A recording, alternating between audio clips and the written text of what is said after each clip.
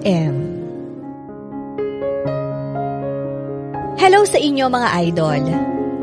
Hindi na ako magpapaligoy-ligoy pa at sisimulan ko na ang kwento. Tawagin niyo na lang sana ako sa pangalang Jasper. Sa edad kong 35, may isang malaking pagsubok na agad ang dumating sa buhay ko. Namatayan kasi ako ng asawa dahil sa isang aksidente. Simula noon, nagbago ang ikot ng mundo ko. Naging mainitin ang ulo ko at halos araw-araw para akong mukhang bad trip. At kahit ilang taon na ang lumipas nung namatay ang asawa ko, parang hindi pa rin ako nakakabangon sa sakit na naranasan ko.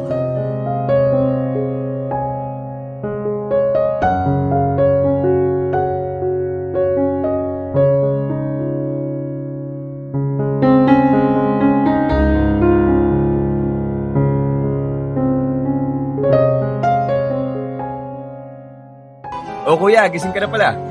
Sorry hindi pa ako napagsaing eh. Ayos lang yan. Okay na ako sa kape. Nga pala, nakapaningil ka na ba ng mga upa? Hindi pa eh. Mamaya na lang. Sino na naman yan? Ang agang mangistorbo. Buksan mo nga.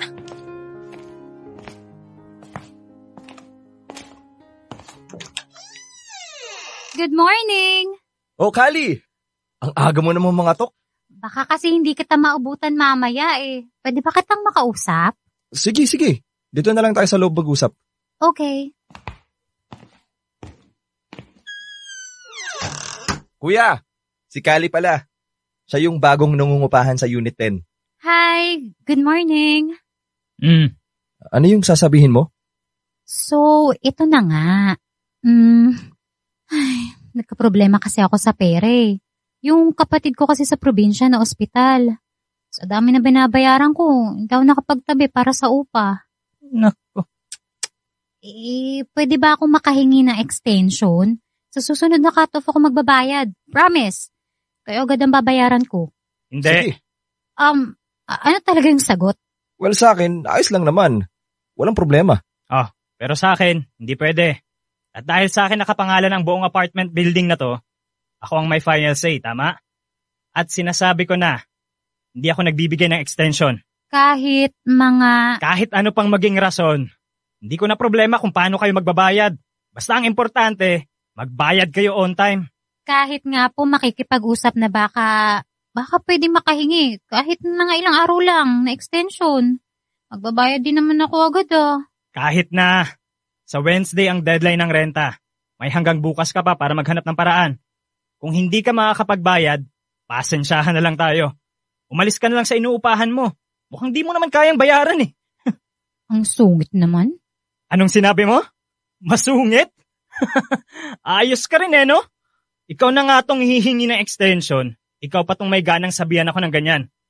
Hindi ho yun pagsusungit. Hindi ko na ho kasalanan kung hindi kayo marunong magbayad on time. Wala rin naman ho akong sinasabi na hindi ako magbabayad. Nanghihingi lang po ng extension. Magbabayad din naman po. Hindi nga kasi pwede. Di hindi. Dami-dami niyo pang sinasabi. Ano? Makakapagbayad ka ba o hindi? Para makapagpaskil na kami agad dyan na bakante na yung unit mo. Sandali lang. Lunes pa lang ngayon Wednesday pa ang deadline. Atat lang, kuya. Gagawa ko ng paraan para makapagbayad. Babaka sakali lang naman yung tao Kaalis na nga. Salamat, Leo Pasensya ka na, Kali Siya yung boss eh. Mukha nga. Walang pusong boss.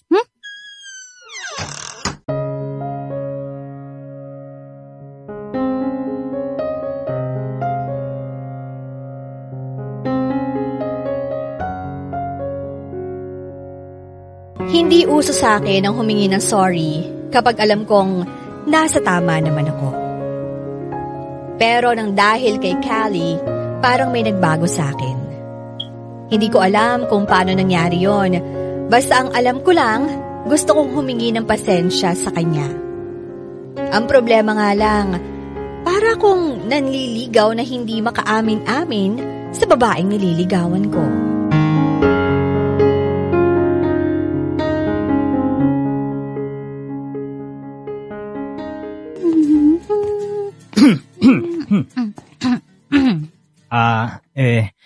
nasabi sa akin ni Leo na may tumutulo raw sa unit mo? Oo, sa may bandang kusina. Okay. Pwede ko bang matignan mamaya? Sige, hindi naman ako aalis buong maghapon eh. Kumato ka lang. Okay.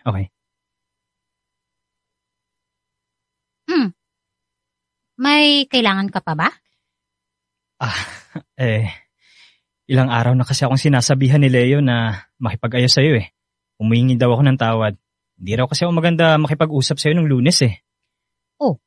Bumait ka ba dahil nakapagbayad ako ng renta? Huwag ka mag-alala. Hindi ko susubukang humingi ng extension. Nakakatakot makipag-usap sa'yo eh. Nadjudge pati buong pagkatao ko. Pasalamat ka at wala akong ibang malilipatan dahil sobrang lapit nito sa pinapasukan ko. Pasensya ka na talaga. Hindi lang kasi talaga maganda yung mood ko nung araw na yun eh. Parati ka naman wala sa mood eh. Halos araw-araw, nakikita kong magkasalubong yung mga kilay mo. At yung aura mo, sobrang tindi ng negative energy. Parang lahat yata ng galit sa mundo sinalo mo na eh. Ang dami mo namang sinasabi. Parang ang tagal mo na rito ah. Tingnan mo. Oo, yan o. Nako, nagsusungit ka na naman. Tsaka hello, yun din ang sinasabi ng mga ibang tenants mo dito. Kaya nga kay Leo lang sila lumalapit eh. Baka raw kasi maging si Incredible Hulk ka pag kinausap ka. Siya, sensya na talaga. Try mo kayang umiti, no? Diyos ko, ang ganda-ganda ng buhay para saluhin ang lahat ng problema sa mundo. Madali lang naman maging masaya eh. Subukan mo kaya. Kung ganun lang sana kadali, di ba? Bakit naman hindi? Sige, kakatukin na lang kita mamaya para tignan yung tumutulo. Okay ka lang? Ha? Oo naman. Ba't mo natanong? Wala lang. Okay. Uy, hi Leo! Hi, Kali. Natignan na ba yung tumutulo sa unit mo? Mamaya ako na gagawin. Sige, pasok na ako sa loob Bye!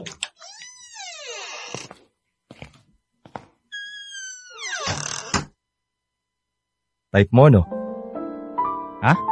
Sino? Si Kali. Type mo, no? Nakita ko kayo kanina nag-uusap. At para ka natotorpe. Hindi no ba? Sus, alam ko namang mga ganyan ang tipo mo eh. Yung tinatawag nilang walking sunshine. Bagay naman kayo eh. Walking sunshine siya, walking disaster ka naman. Manahimik ka nga. Pasok ka pa, di ba? Mag-ayos ka na kaya. Dami mong sinasabi. Alam mo kuya, wala namang problema kung magkakagusto ka sa iba eh. Single ka naman ngayon. At sa pagkakaalam ko, single rin yan si Kali. Kaya pwede na. Hindi dahil parehas single, pwede na. Hindi ganun yun. Kaya kung ako sa'yo, umalis ka na sa harapan ko. Bago pa kita masapok dyan. Sige na, alis na, alis!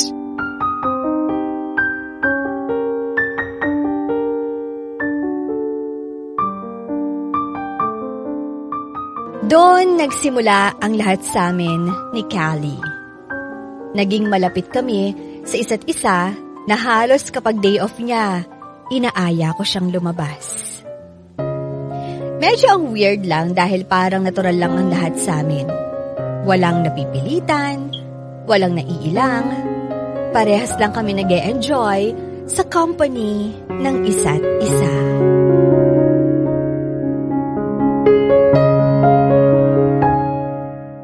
Salamat sa libre Di bale, next time, ako naman ang manglilibre sa'yo. Hindi naman kailangan.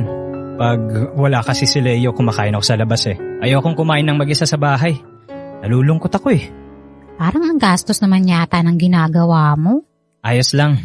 Wala rin naman akong pagkakagastusan eh. Wala rin naman akong pinag-iipunan. Ay, yan ka na naman. Huwag mo sabihin yan. Ang isipin mo, buhay ka pa ngayon. 2 taon nang nawala yung asawa mo. Oras na para isipin mo naman ang gusto mong gawin. Paano mo nagagawa yan? Ang alin? Yang magsalita ng ganyan. Di ba namatayan ka rin ng anak? Dapat galit ka rin sa mundo. Nung una, oo. Pero naisip ko kasi na aksayahin ko lang ang oras ko kung hahayaan ko magalit ako sa mundo. Nangyari na eh. Ano pa bang gagawin ko? Kahit mahirap, makakaya naman eh. Basta, maging positive ka lang talaga. Nakakabilib ka talaga. Nakayanan mo ang lahat. Kasi hindi naman madali ang mamatay ng pamilya eh. Kaya nga nagawa ko magpakamatay noon eh. Sa tuwi kasing umuwi ako sa bahay, iba yung lungkot. Nakakabaliw. Naiintindihan ko na yung mga pagsusungit mo noon. Simula nung ikwento mo sa akin yung nangyari sa'yo. Sabi ko na nga ba may rason eh. Buti nga medyo nagbago ka na eh. Marunong ka nang umiti. Kaya ngiti ka lang ah. Masaya pa rin ang mabuhay. Ay, ang sarap din pala sa pakiramdam yung magkaroon ka ng kausap na parehas yung nangyari sa buhay mo, no? Pero positive pa rin ang tingin sa mundo. Thank you, Kali ah. Masaya ako nakakatulong sa ibang tao. Kapag naiisip mong parang sumusuko ka ulit, sabi mo lang sa sarili mo, kaya ko to. Tapos sabi ngiti, parang ganito. Ayan, Uy. ngiti ka lang. Ang lakas mong ngumiti. Eh, may naiwan pang antinga dyan sa ngipin mo. Ala, sorry. Nakakaya. Okay lang, okay lang.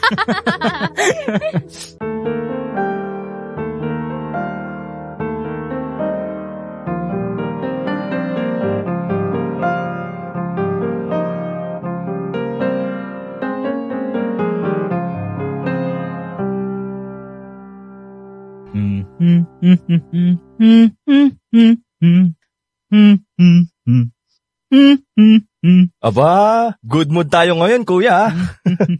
Anong meron? Sinagot ka na ba? Ha? Nino? Sus, kunwari ka pa. Umamin ka na.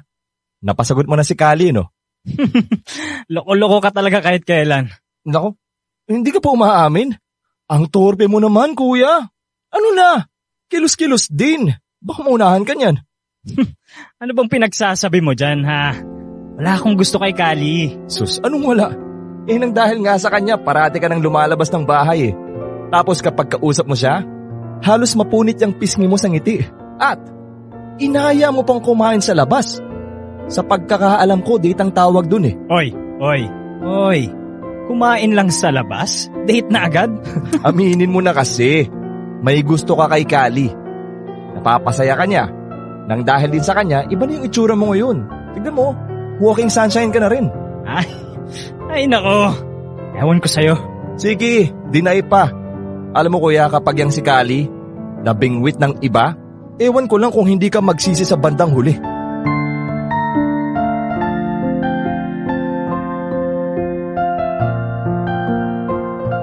Masarap sa pakiramdam na may nakakaintindi sa sakit at lungkot na nararanasan mo.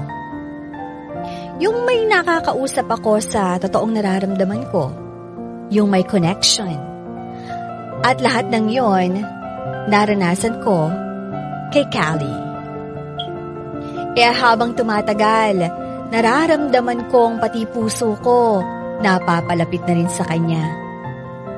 Ayokong isipin na pangalawang pagkakataon to para magmahal ako dahil ang totoo niyan, hindi pa ako handang magmahal ulit.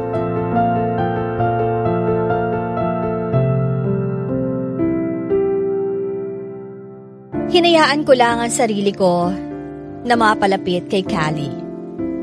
Pasyal dito, kwentuhan doon. Nang dahil sa kanya, unti-unti akong bumalik sa dating ako. Masayahin na parang hindi na naapektuhan ng sakit ng nakaraan.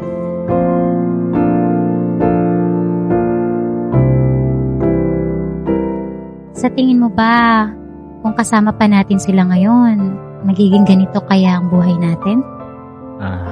Sa tingin ko hindi. Well, para sa akin yun Kung buhay pa rin ang asawa ko, paniguradong mas masaya ako ngayon. Siya kasi yung naging buhay ko eh. Yung tipong hindi na baling mapagod ako ng sobra-sobra sa kakatrabaho. Matupad ko lang yung mga pangarap namin. Ang swerte naman ng asawa mo sa'yo. Kwentuhan mo nga ako ng tungkol sa kanya. Nako, sobrang bait nun. Maalaga, mahaba ang pasensya, tsaka malambing rin. Yung tipong kapag dumarating ako sa bahay, kahit sobrang gabi na, makikita ko yun dun sa sala namin. Nakatulog na sa kakahintay. Kung minsan nga, sinasabihan kong wag na akong hintayin eh. Ayaw naman niya. Mahal na mahal ko yun. Tsaka sa loob ng 10 taon naming mag-asawa, naging masaya talaga ako sa kanya. Buti ka nga eh. Nakasama mo ng matagal ang asawa mo. Yung anak ko, saglit lang. Sobrang nahirapan ako noon. Muntik na akong tumalon sa building. Buti na lang may nakakita sa akin. Mabuti na lang pala, nakarecover ka kaagad. Blessing in disguise na rin siguro yung balak kong uminom ng bleach kaso nung iinumin ko na. Wala palang laman. Tapos, ang mas nakakatawa doon, saka ko lang na-realize na wala pala akong grocery sa bahay. Kaya yun, nag-ayos ako ng sarili ko at nag-grocery na ako. Ay, ang weird, di ba? Kung naisipin mo talaga, masasabi mong blessing in disguise na rin. Tapos dun ko naisip na kahit ganun yung mga nangyari sa akin, dapat ko pa rin isipin ang sarili ko. Kasi ako yung naiwang buhay eh. Kahit naman umiyak ako ng umiyak, wala pa rin namang mangyayari. Sana pala nung naisipan kong magpakamatay, yan na rin yung naisip mong gawin eh, no? Okay lang yan. At least na-realize mo rin ang tama. Tsaka alam ko rin na mas gugustuhin ng asawa mo maging masaya ka. Na magmahal ka ulit. Talaga? Teka, hindi ba parang pagluloko yun? Hindi. As long as tapos ka na dun sa healing process.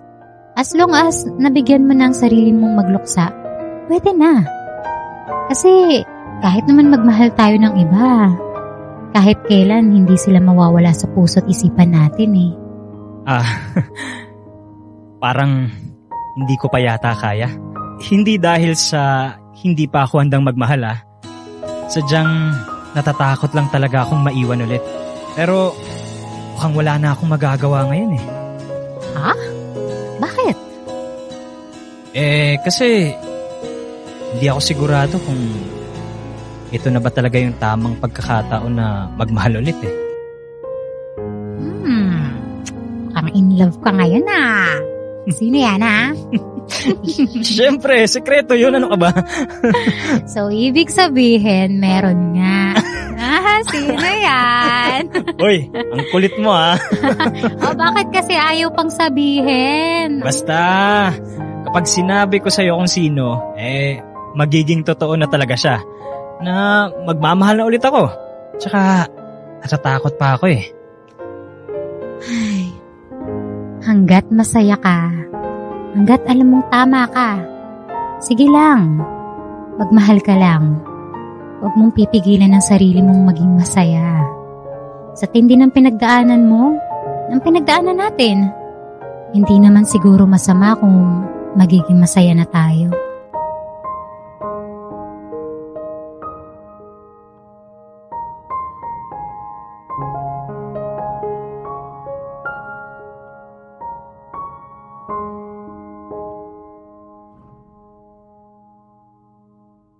Aaminin ko, nahuhulog na ang loob ko kay Kali. Masaya pero natatakot ako.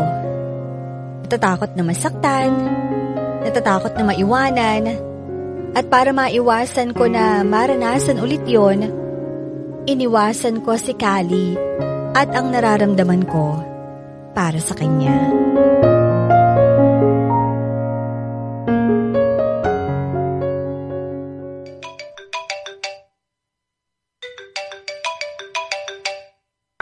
Hello? Hi, Jasper. Nasaan ka? Nandito ako sa bahay ng parents ko. Bakit? Kaya pala, panay ako ng katok sa bahay nyo. Walang sumasagot eh. May dinaanan lang ako rito eh. Bakit ka napatawag? Kasi ka ba ngayon? May bagong bukas na restaurant. Yung pares natin inaabangan. Ano? Tara? Teka. Busy ako ngayon eh. May gagawin pa kasi ako kaya hindi pwede. Ay, ganun. Bukas. Hindi rin pwede. Magpasama ka na lang sa iba. Sorry Sayang naman. Sige. Thank you na lang. Ay, oo nga pala. Makakapunta ka ba sa birthday ng kapatid ko? Sinabi ko na kasing makakapunta kayo. Yun nga pala yung dapat na itatawag ko sa'yo. Hindi na ako makakapunta pero ibibigay ko na lang yung regalo ko para sa kanya. Teka, ba't sobrang busy mo naman naman ata ngayon. May bago ka na bang trabaho? Wala pa naman pero naghahanap ako kaya medyo busy eh. Pasensya ka na ah. Sige, okay lang. Good luck sa job hunting mo Bye. Sige, bye. Trabaho? Naghahanap ka na pala? Bakit hindi ko alam? Ginawa ko lang dahilan yon para hindi na maging makulit yung isa. Si Kali yun ano? Di ba halos lagi kayong nagkikita sa nakalipas na 3 buwan? Bakit ngayon parang todo ang pag-iwas mo sa kanya? Ano ka ba? Busy lang talaga ako ngayon kaya ganun. Busy o iniiwasan? Wag na nga natin siya pag-usapan, ano ka ba? Nilalayuan mo ba si Kali? Bakit? Kasi mali na yung mga nangyayari eh. Kaya ako siya iniiwasan dahil unti-unti ko nang nararamdaman na parang nahuhulog na yung loob ko para sa kanya. At mali yun? Oo, maling-mali yun. Mali na mahulog ako sa iba. Parang niloloko ko na rin yung asawa ko sa ginagawa ko eh. Nangako ako sa kanya na mamahalin ko siya habang buhay. At hindi naman tama na may nakilala lang akong iba. Nakakalimutan ko na siya. Hindi naman yun ganun, kuya. Naniniwala ako na gusto rin ni ate itong nangyayari sa'yo. Pero mali pa rin to eh. Mali ba talaga o natatakot ka lang na magmahal ulit dahil baka kunin din sa'yo si Kali? Kahit anong gawin mo, wala na si ate. At ngayong may panibagong dumating sa buhay mo, subukan mo ulit magmahal. Siguro naman may karapatan ka lang maging masaya. Ganito kasi yun, Leo. Ayokong mahalin siya dahil sa nangangailangan ako ng pagmamahal. Gusto ko, kapag nagmahal na ako ulit, yung alam ko sa sarili ko na handang-handa na ako. Naiintindihan kita, kuya. Pero sana, huwag mo rin kalimutan ang sarili mo. May karapatan ka pa rin maging masaya kahit na kinuha na sa iyong lahat.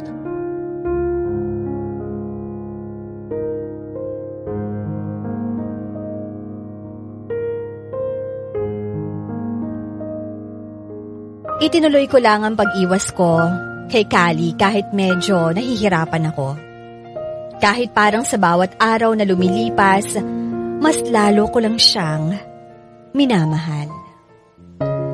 Nasa tuwing nakikita ko siya, wala akong ibang gusto kundi makakwentuhan siya, yakapin, at bumigay sa nararamdaman ko na pagmamahal para sa kanya.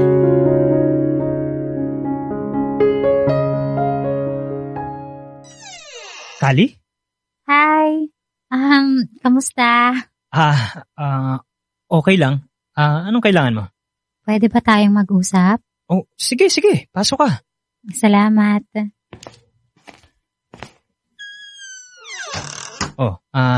Kumusta ka na? Eto, okay lang. Ikaw yata ang dapat kong tanungin yan eh. Ilang araw ka na kasing hindi namamansin. Paradi ka na lang busy. Buti na lang, nakita ko kanina si Leo. Sabi niya sa akin, nandito ka lang daw. Pasensya ka na. Umamin ka na.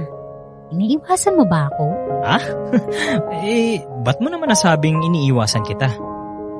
Ay, Jasper. Hindi naman na tayo teenager para magkunwari pang hindi alam ang nangyayari sa paligid. Napansin ko lang kasi noong mga nakaraang buwan, parati tayo magkasama. Palagi mo akong inaayang lumabas para kumain. Tapos, bigla ka na lang hindi namamansin. May dapat ka bang sabihin o ipaliwanag sa akin? Gusto mo ba talagang malaman, ha? Hindi naman ako pupunta dito kung wala akong gustong malaman eh. Ganito kasi yun, Kali. Sa maiksing panahon na magkakilala tayo, hindi ko napigilan ang sarili kong mahulog ang loob ko sa'yo eh. Alam kong sasabihin mo sa akin na masyado pang maaga para sa lahat. Maniwala ka sa akin. Yun din yung iniisip ko. Pero, hindi ko mapigilan eh. Umabot pa nga sa puntong nilalayuan na kita eh. Kahit sobrang hirap para sa party ko. At iniisip mo na kung magmamahal ka ulit, paano na yung asawa mo? Paano yung mga pangako mo sa kanya? Ay, maniwala ka man o hindi, naiintindihan kita. Alam ko ang nararamdaman mo dahil, Jasper, parehas lang tayong dalawa. Ano? Napapansin na kahit anong busy ko sa trabaho, isang ayaw mo lang sa labas, pumapayag ako agad. At tulad mo rin, iniisip ko na baka malito. Baka hindi pa ito yung tamang oras. Pero ibang nararamdaman ko eh. Ngayon lang ako naging masaya ulit ng ganito. Na sa tuwing kasama kita, nakakalimutan ko ang oras. Pero natatakot ako na baka parehas lang tayong magkamali sa desisyon natin. Hindi pa nga ito ang tamang panahon para sa atin, Kali. Mahirap pero kailangan muna natin bigyan ng oras ang isa't isa. Masyado kasing naging mabilis ang lahat eh. Pero parehas naman tayo ng nararamdaman, di ba?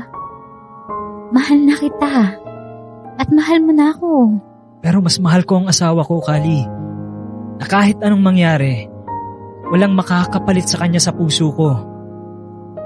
Kali, pasensya ka na.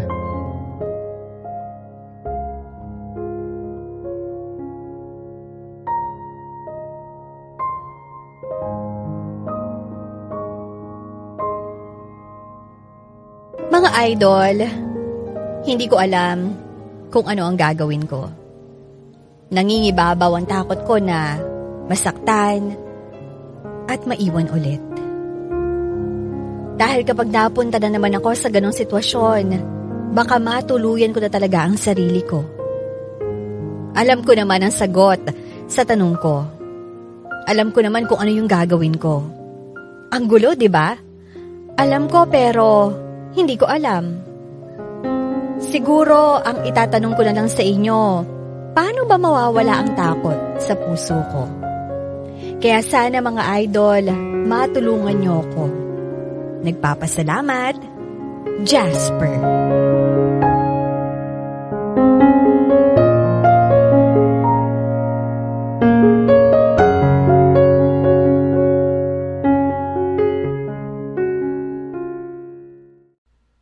Idol, may kwento ka bang nakakakilig? O di kaya naman may kurot sa puso? Pampagood vibes. O baka naman gusto mo lang makapagbigay ng inspirasyon? Halika! Pwedeng-pwede kang magpadala ng kwento ng buhay mo sa amin. Magpadala lang ng sulat sa email dearifmstories@gmail.com o di kaya naman mag-PM sa official Facebook page namin. Hanapin lang ang Dear IFM at kami nang bahala sa'yo. Malay mo, kwento mo na pala ang susunod na mapapakinggan. Ano pang hinihintay mo? Ikwento mo na yan dito sa amin sa Dear IFM, kung saan una ang kwento mo.